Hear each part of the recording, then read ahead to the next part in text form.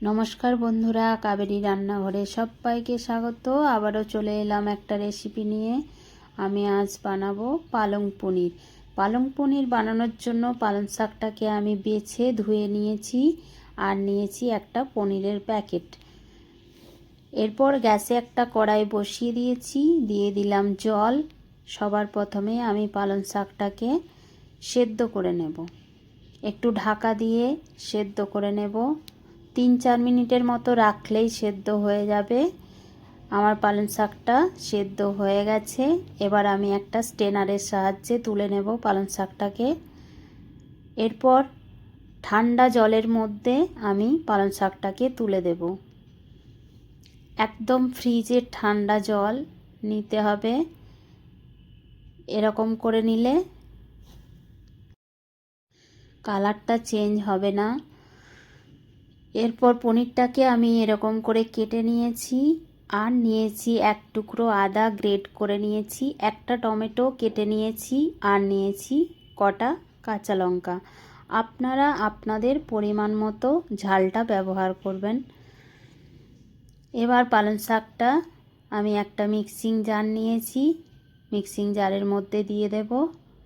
এর মধ্যে দেব কাঁচা লঙ্কা আর কাজু, 4-5টা কাজু নিয়েছি। এরপর ঢাকা দিয়ে একটা পেস্ট বানিয়ে নেব। আমি পেস্ট বানিয়ে নিয়ে চলে এসেছি। আবারও গ্যাসে একটা কড়াই বসিয়ে দিয়েছি, দিয়ে দেব বাটার। আমি এখানে আমুলের বাটার নিয়েছি, আমুলের পনির নিয়েছি। বাটারটা মেল্ট হয়ে গেছে, এই সময় আমি পনিরগুলো দিয়ে দেব। পনিরগুলো দিয়ে ভালোভাবে ভেজে নেব। আমি পনিরের মধ্যে এই সময় কিচ্ছু ব্যবহার করব না, নুন ব্যবহার করব না, শুধু পনিরটাকে আমি ভেজে নেব।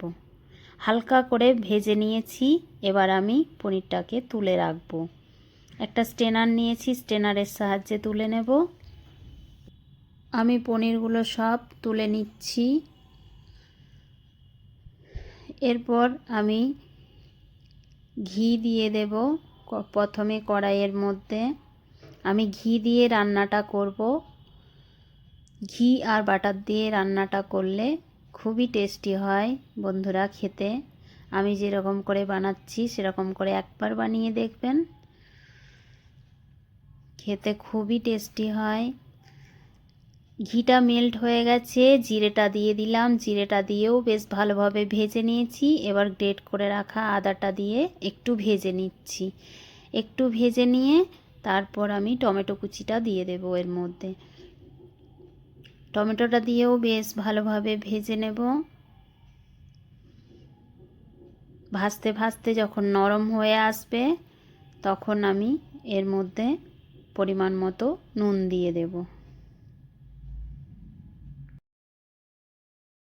নুন দিয়েও বেশ ভালোভাবে মিশিয়ে নেব।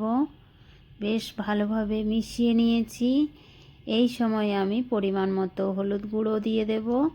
হলুদ গুঁড়ো দিয়েও বেশ ভালোভাবে মিশিয়ে নেব।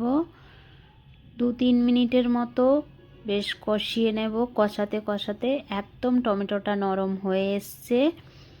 এই সময় আমি বেটে রাখা পেস্টটা দিয়ে দেব, পালং শাকের পেস্ট। খুবই ইজি রেসিপি বন্ধুরা, দেখলেই বুঝতে পারবেন। পেস্টটা দিয়েও বেশ ভালোভাবে মিশিয়ে নেব। 2-3 মিনিটের মতো বেশ ভালোভাবে গ্যাসটাকে কমিয়ে মিশিয়ে নিয়েছি। এই সময় আমি মিক্সির বাটি ধোয়া জলটা এর মধ্যে অ্যাড করে দেব।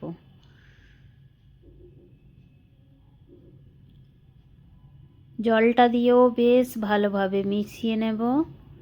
এরপর আমি একটুক্ষণ ফুটতে দেব। 2 মিনিটের মতো বেশ ভালোভাবে ফুটে গেছে। এই সময় আমি ভেজে রাখা পনিরগুলো দিয়ে দেব। ভেজে রাখা পনিরগুলো দিয়ে বেশ ভালোভাবে মিশিয়ে নেব। মিশিয়ে নিয়ে এরপর আমি ফুটতে দেব। 2-3 মিনিটের মতো আবারও ফুটিয়ে নিয়েছি। এরপর উপর থেকে গরম মশলা ছড়িয়ে দেব।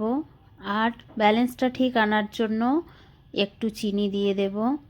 চিনিটা অপশনাল, আপনারা নাও দিতে পারেন। চিনি আর গরম মশলা দিয়ে বেশ ভালোভাবে মিশিয়ে নেব।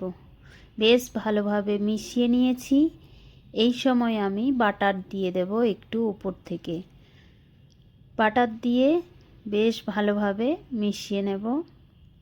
বাটারটা দিয়ে মিশিয়ে নিচ্ছি। এরপর আমি একটুক্ষণের জন্য ঢাকা দিয়ে দেব গ্যাসটা অফ করে। আমার রেডি হয়ে গেল পালং পনির। 2 মিনিট পর ঢাকাটা খুলব।